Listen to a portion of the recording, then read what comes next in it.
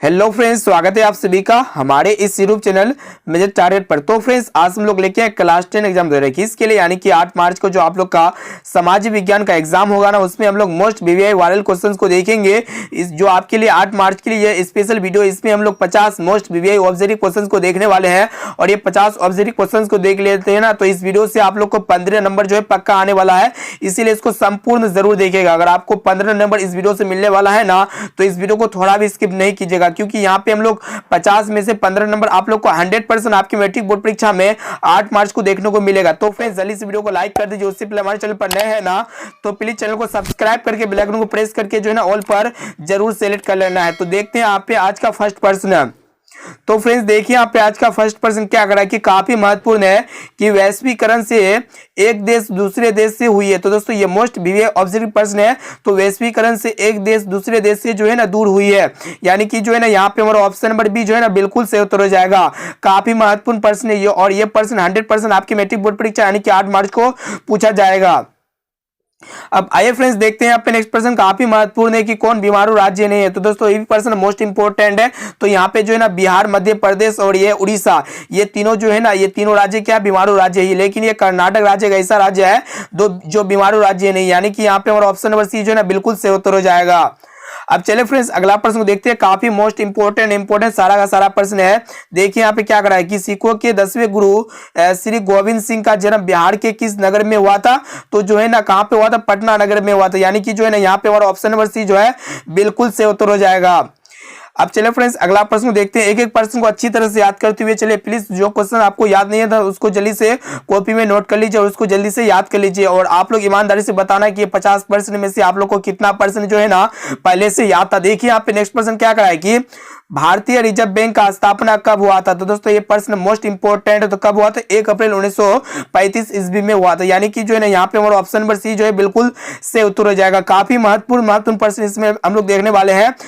अब चले फ्रेंड्स, अगला प्रश्न देखते हैं। देखिए यहाँ पे नेक्स्ट प्रश्न क्या करा है कि योजना आयोग का नया नाम क्या है। तो दोस्तों, योजना आयोग का जो नया नाम है ना क्या है, नीति आयोग है, यानी कि जो है ना यहाँ पे हमारा ऑप्शन नंबर ए जो है बिल्कुल सही उत्तर हो जाएगा। काफी महत्वपूर्ण प्रश्न है।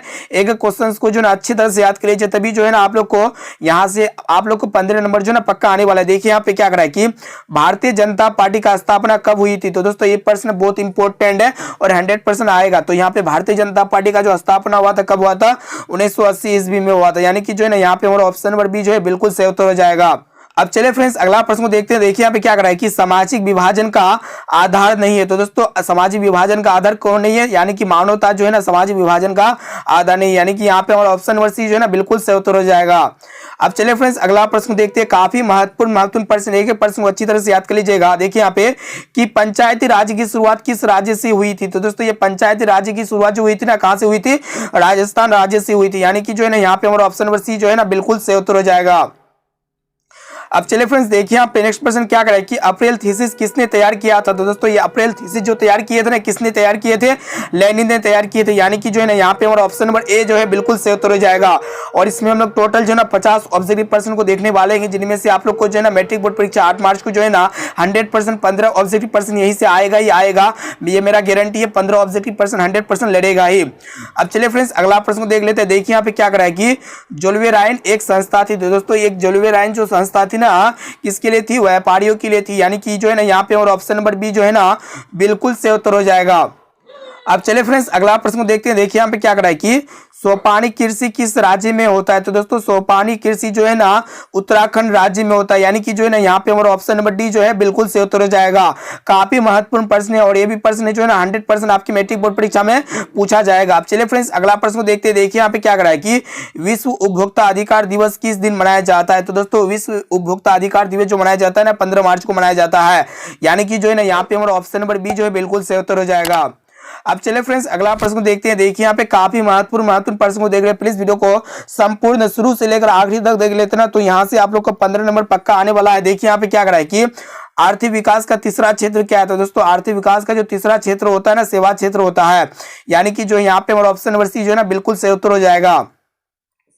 अब आइए फ्रेंड्स देखिए यहाँ पे नेक्स्ट प्रश्न काफी महत्वपूर्ण है कि निम्न में से किस देश में मिश्रित अर्थव्यवस्था है। तो दोस्तों ये प्रश्न मोस्ट इंपोर्टेंट है। तो मिश्रित अर्थव्यवस्था जो है ना भारत में है, यानी कि जो है ना यहाँ पे हमारा ऑप्शन नंबर बी जो है बिल्कुल सही उत्तर हो जाएगा। काफी महत्वपूर्ण प्रश्न है। तो फ्रेंड्स अभी तक वीडियो को लाइक नहीं किया ना तो प्लीज वीडियो को लाइक जरूर कर दीजिएगा, और हमारे चैनल पर नए हैं ना तो प्लीज चैनल को सब्सक्राइब करके बेल आइकन को प्रेस करके जो है ना ऑल पर जरूर सेलेक्ट कर लीजिएगा। देखिए यहाँ पे क्या करा है कि भारत में वित्तीय वर्ष कहा जाता है। तो दोस्तों भारत में वित्तीय वर्ष जो है ना 1 अप्रैल से 31 मार्च तक जो है ना मनाया जाता है, यानी कि यहाँ पे जो है ना हमारा ऑप्शन नंबर सी बिल्कुल सही उत्तर हो जाएगा। अब चलिए फ्रेंड्स अगला प्रश्न को देख लेते हैं। काफी महत्वपूर्ण प्रश्न, प्लीज वीडियो को संपूर्ण जरूर देखिएगा। देखिए यहाँ पे क्या करा है कि भारतीय जनता पार्टी का चुनाव चिन्ह क्या है। तो दोस्तों भारतीय जनता पार्टी का जो चुनाव चिन्ह है ना क्या है, कमल का फूल है, यानी कि जो है ना यहाँ पे हमारा ऑप्शन नंबर ए जो है बिल्कुल सही उत्तर हो जाएगा, कमल का फूल। अब चलिए फ्रेंड्स अगला प्रश्न देखते हैं। देखिए यहाँ पे काफी महत्वपूर्ण प्रश्न है कि निम्न में से किसे लोकतंत्र का प्राण माना जाता है। तो दोस्तों हम लोग जो है ना लोकतंत्र का प्राण किसे मानते हैं, राजनीतिक दल को हम लोग क्या मानते हैं, लोकतंत्र का प्राण मानते हैं। काफी महत्वपूर्ण प्रश्न है। ये भी प्रश्न है जो ना 100% आपकी मैट्रिक बोर्ड परीक्षा में पूछे जाएंगे। अब आइए फ्रेंड्स देखते हैं यहाँ पे नेक्स्ट प्रश्न क्या करा है कि भारत में सर्वोच्च न्यायालय के मुख्य न्यायाधीश की नियुक्ति कौन करता है। तो दोस्तों कौन करता है, राष्ट्रपति करता है, यानी कि जो है ना यहाँ पे हमारा ऑप्शन नंबर बी जो है बिल्कुल सही उत्तर हो जाएगा। काफी महत्वपूर्ण प्रश्न है, प्लीज वीडियो को संपूर्ण जरूर देखिएगा। देखिए यहाँ पे क्या करा है कि भारत में प्रेस की स्वतंत्रता के जनक किसे माना जाता है। तो दोस्तों भारत में प्रेस की स्वतंत्रता के जनक जो है ना किसे माना जाता है, हिक्की को माना जाता है, यानी कि जो है ना यहाँ पे हमारा ऑप्शन नंबर डी जो है बिल्कुल सही उत्तर हो जाएगा। अब चलिए फ्रेंड्स अगला प्रश्न को देख लेते हैं। देखिए यहाँ पे काफी महत्वपूर्ण प्रश्न है कि धन निकासी का सिद्धांत किसने दिया था। तो दोस्तों ये धन निकासी का जो सिद्धांत दिया था ना, किसने दिया था, दादा भाई नौरोजी ने दिया था, यानी कि जो है ना यहाँ पे हमारा ऑप्शन नंबर बी जो है बिल्कुल सही उत्तर हो जाएगा। काफी महत्वपूर्ण प्रश्न है। इसमें हम लोग 50 ऑब्जेक्टिव प्रश्न को कवर करने वाले हैं, जिनमें से जो है ना यहाँ पे आप लोग को 100% जो है 15 ऑब्जेक्टिव प्रश्न आएगा ही। अब चलिए देखते हैं यहाँ पे नेक्स्ट प्रश्न क्या करा है कि रक्त और लोह की नीति किसने अपनाया था। तो दोस्तों ये रक्त और लोह की जो नीति अपनाया था ना, किसने अपनाया था, बिस्मार्क ने अपनाया था, यानी कि जो है ना यहाँ पे हमारा ऑप्शन नंबर सी जो है बिल्कुल सही उत्तर हो जाएगा। और आप लोग ईमानदारी से बताना है कि 50% में से आप लोगों को कितना प्रश्न जो है ना याद था, और आप लोगों को जो प्रश्न याद नहीं है ना तो उसको कॉपी में प्लीज लिख लीजिए, ताकि आप लोग को आपसे जो है ना एक भी प्रश्न ना छूटे। देखिए यहाँ पे नेक्स्ट प्रश्न क्या करा है कि कन्फ्यूशियस कौन था। तो दोस्तों ये कन्फ्यूशियस जो था ना क्या था, एक चीनी विचारक था, यानी कि जो है ना यहाँ पे हमारा ऑप्शन नंबर बी जो है बिल्कुल सही उत्तर हो जाएगा। काफी महत्वपूर्ण प्रश्न है। देखिए यहाँ पे नेक्स्ट प्रश्न, ये मोस्ट इंपोर्टेंट प्रश्न में से एक आता है कि बोल्शेविक क्रांति कब हुई थी। तो दोस्तों ये बोल्शेविक क्रांति जो हुई थी ना कब हुई थी, नवंबर 1917 में हुई थी, यानी कि जो है ना यहाँ पे हमारा ऑप्शन नंबर बी जो है बिल्कुल सही उत्तर हो जाएगा। अब आइए फ्रेंड्स देखते हैं यहाँ पे नेक्स्ट प्रश्न क्या करा है कि हिंद चीन पहुंचने वाला प्रथम व्यापारी कौन था। तो दोस्तों ये प्रश्न मोस्ट इंपोर्टेंट है, काफी महत्वपूर्ण है, और ये प्रश्न 100% आपकी मैट्रिक बोर्ड परीक्षा में लड़ेगा ही। तो यहाँ पे हिंद चीन पहुंचने वाला प्रथम व्यापारी कौन था, पुर्तगाली था, यानी कि जो है ना यहाँ पे और ऑप्शन नंबर सी जो है बिल्कुल सही उत्तर हो जाएगा। अब चलिए फ्रेंड्स देखते हैं यहाँ पे नेक्स्ट प्रश्न काफी महत्वपूर्ण है, मोस्ट इंपोर्टेंट है कि जेम्स वाट ने किस यंत्र का आविष्कार किया था। तो दोस्तों जेम्स वाट ने जो है ना कौन सा यंत्र का आविष्कार किया था, तो जो वाष्प इंजन का आविष्कार किया था, यानी कि जो है ना यहाँ पे हमारा ऑप्शन नंबर सी जो है बिल्कुल सही उत्तर हो जाएगा। अब चलिए फ्रेंड्स अगला प्रश्न को देखते हैं। देखिए यहाँ पे क्या करा है कि सार्क का मुख्यालय कहाँ है। तो दोस्तों सार्क का जो मुख्यालय है ना ये कहाँ पे, काठमांडू में, यानी कि जो है ना यहाँ पे हमारा ऑप्शन नंबर सी जो है बिल्कुल सही उत्तर हो जाएगा। अब चलिए फ्रेंड्स अगला प्रश्न को देख लेते हैं। काफी महत्वपूर्ण प्रश्न है, प्लीज वीडियो को संपूर्ण शुरू से लेकर आखिरी तक जरूर देखिएगा, क्योंकि यहाँ पे हम लोग 50 में से आप लोग को 100% 15% यहाँ से जो है ना पक्का आने वाला है कि नर्मदा बचाओ आंदोलन में नर्मदा क्या है। तो दोस्तों नर्मदा बचाओ आंदोलन में जो है ना नर्मदा क्या होता है, नदी होता है, यानी कि जो है ना यहाँ पे हमारा ऑप्शन नंबर बी जो है बिल्कुल सही उत्तर हो जाएगा। अब चलिए फ्रेंड्स अगला प्रश्न को देखते हैं। देखिए यहाँ पे क्या करा है कि बैंक उदाहरण है। तो दोस्तों बैंक जो होते हैं ना तृतीय क्षेत्र के अंतर्गत आते हैं, यानी कि जो है ना यहाँ पे हमारा ऑप्शन नंबर बी जो है बिल्कुल सही उत्तर हो जाएगा। काफी महत्वपूर्ण प्रश्न है। अब चलिए फ्रेंड्स अगला प्रश्न को देखते हैं। देखिए यहाँ पे नेक्स्ट प्रश्न मोस्ट इंपोर्टेंट है कि बिहार राज्य में किस जिले की प्रति व्यक्ति आय अधिक है। तो दोस्तों बिहार राज्य में जो है ना किस जिले की प्रति व्यक्ति आय सबसे अधिक है, तो पटना जिले की प्रति व्यक्ति आय जो है ना सबसे अधिक, और बिहार राज्य में जो है ना सबसे जो है कम किसकी प्रति व्यक्ति आय सबसे कम है, तो शिवहर की जो है ना प्रति व्यक्ति आय क्या है, सबसे कम। इसको भी आप लोग जो है ना याद रखिएगा। अब चलिए फ्रेंड्स अगला प्रश्न देखते हैं। देखिए यहाँ पे क्या करा है कि व्यावसायिक बैंक का राष्ट्रीयकरण कब किया गया। तो दोस्तों व्यावसायिक बैंक का जो राष्ट्रीयकरण किया गया था ना 1969 ईस्वी में किया गया था, यानी कि यहाँ पे हमारा ऑप्शन नंबर सी जो बिल्कुल सही उत्तर हो जाएगा। अब चलिए फ्रेंड्स अगला प्रश्न देखते हैं। मोस्ट इंपोर्टेंट सारा का सारा प्रश्न, इसलिए एक प्रश्न को अच्छी तरह से याद कर लीजिए। देखिए यहाँ पे क्या करा है कि भारत का वित्तीय राजधानी किस शहर को कहा गया है। तो दोस्तों भारत का वित्तीय राजधानी जो है ना हम लोग मुंबई को कहते हैं, यानी कि यहाँ पे हमारा ऑप्शन नंबर नंबर ए जो है बिल्कुल से उत्तर हो जाएगा। काफी महत्वपूर्ण प्रश्न है। अब चलिए फ्रेंड्स देखते हैं यहाँ पे नेक्स्ट प्रश्न क्या रहा है कि कोयला किस प्रकार का संसाधन है। तो दोस्तों कोयला जो है ना कभी ना कभी समाप्त जो होगा। तो दोस्तों कोयला एक प्रकार का अनवीकरणीय संसाधन होता है, जो कभी ना कभी समाप्त होता है, उसको हम लोग अनवीकरणीय संसाधन कहते हैं। यानी कि जो है ना यहाँ पे हमारा ऑप्शन नंबर ए जो है बिल्कुल से उत्तर हो जाएगा। अब चलिए फ्रेंड्स देखते हैं यहाँ पे नेक्स्ट प्रश्न मोस्ट इंपोर्टेंट ये भी प्रश्न है कि विश्व में सर्वप्रथम मुद्रण की शुरुआत कहाँ से हुई। तो दोस्तों विश्व में सर्वप्रथम मुद्रण की जो शुरुआत हुआ था ना, कहाँ से हुआ था, चीन से हुआ था।